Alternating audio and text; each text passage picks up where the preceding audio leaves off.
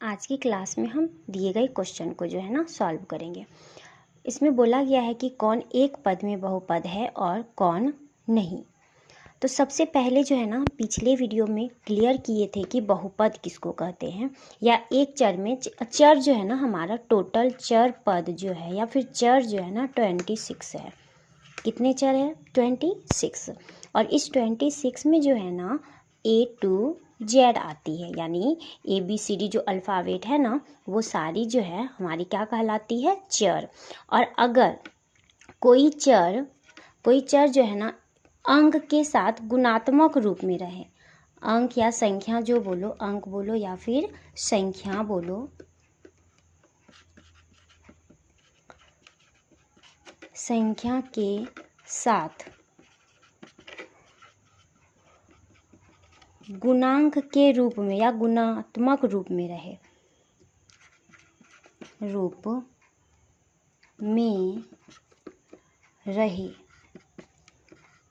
तो वह भी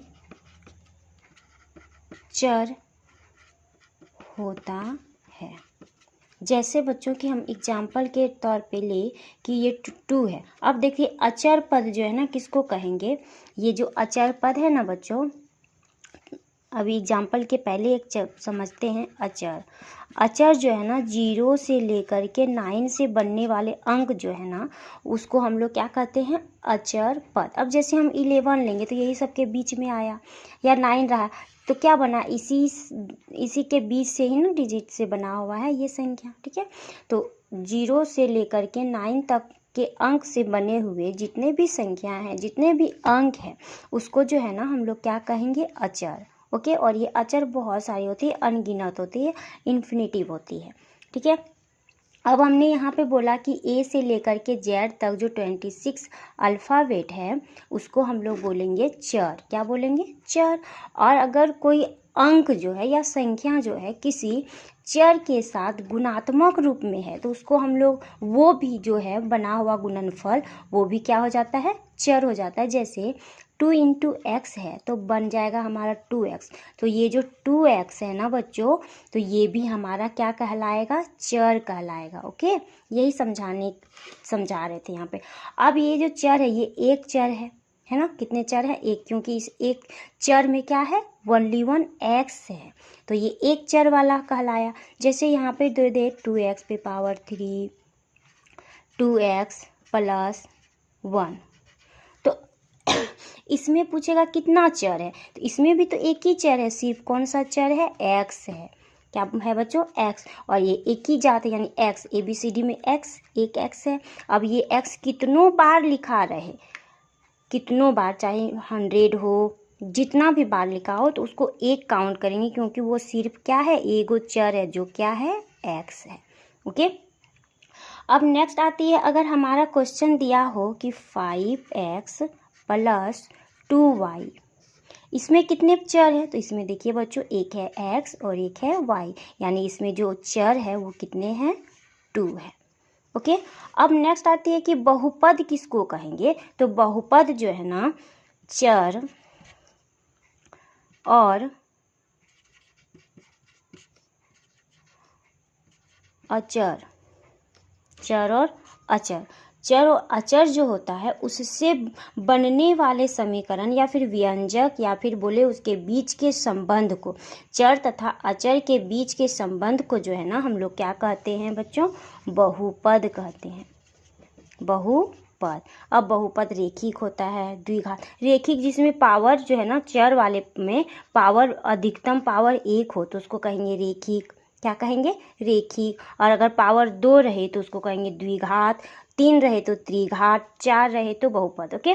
अब इस क्वेश्चन में बोला गया था कि एक चर को छांटना है, कौन सा एक चर में बहुपद है और कौन सा नहीं है। अभी जस्ट बचाए बच्चों, जैसे 1 नंबर में क्वेश्चन में क्या है कि 4x² - 3x + 1। अब इसमें चर जो है ना x है, देखो यहाँ भी x है और यहाँ भी क्या है?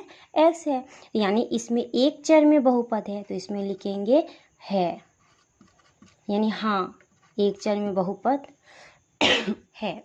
अब नेक्स्ट है यहाँ पे y² + 2। अब इसमें भी एक ही तो चर है ना बच्चों, तो इसमें भी लिखेंगे हाँ एक चर में बहुपद है। अब बच्चों एक क्वेश्चन आप लोग मतलब एक चीज़ है, पॉइंट है, इसको नोट कर लेना क्या कि अगर चर जो है ना रूट के अंदर में रहे, रूट के अंदर रहे, क्या रहे बच्चों, रूट के अंदर रहे, तो वह तो बहुपद नहीं है, तो जो है ना वह बहुपद नहीं है। ओके। और एक पॉइंट बनता है क्या, और एक पॉइंट बनता है अगर हर में चर रहे, हर में चर रहे, तो चर रहे तो बहुपद नहीं है। चर में भी बहुपद मतलब जो हर होता है ना, हर किसको कहेंगे, अंश, नीचे वाले अगर भिन्न के रूप में रहे, एक रहता है ऊपर में अंश रहता है, ऊपर वाला मेरा अंश होता है, नीचे वाला हर होता है, और अगर हर में कोई भी चर अक्षर हो, चर लेटर हो यानी चर हो, तो वो जो है ना बहुपद नहीं कहलाता है। ठीक है। अब जैसे बच्चों यहाँ पे दिया हुआ है कि √3 मतलब t प्लस t√3। अब बताओ बच्चों यहाँ पे देखो चर तो है लेकिन किसके अंदर में है बच्चों, रूट के अंदर में, और जस्ट हम बताए कि चर अगर रूट के अंदर में रहे तो वह बहुपद नहीं है। तो यहाँ पे हम लोग लिखेंगे बहुपद नहीं है, यहाँ लिखना बच्चों बहुपद नहीं है, बहुपद नहीं है।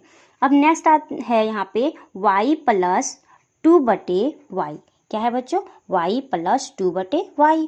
अब जस्ट अभी हम बताए, क्या बताए, अगर हर में चर रहे तो बहुपद नहीं है, तो ये भी जो है ना बहुपद नहीं होगा। ओके। अब नेक्स्ट यहाँ पे है x पे पावर 10 प्लस y पे पावर 3 प्लस t पे पावर 50। अब बच्चों यहाँ पे कितने सारे बहुपद है, मतलब चर हैं, x है, y है और t है, यानी यहाँ पे टोटल कितने हो गए, 3। तो क्या ये एक पद में बहुपद है, नहीं है, तो लिखेंगे यहाँ पे एक पद में बहुपद नहीं है। ओके। आई आपको समझ में ये टॉपिक, ये जो है ना 9th क्लास का एक्सरसाइज जो है ना 2.1 का क्वेश्चन था, जो कि क्लियर हो गया।